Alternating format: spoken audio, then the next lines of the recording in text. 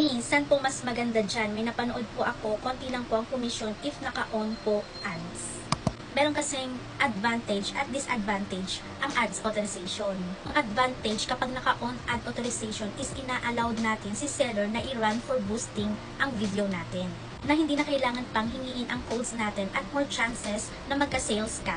Ang disadvantage naman po ng ads authorization, pwedeng babaan ng ibang seller ang commission mo.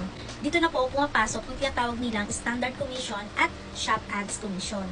For example, itong product na to, kung mapapansin nyo may arrow sa baba, so i-click lang natin yan. So mapupunta tayo dito sa promotion info, i-click natin yung view multiple earning sources. Ang standard commission, yan po yung makukuhang commission kapag bumili si buyer direct sa video mo.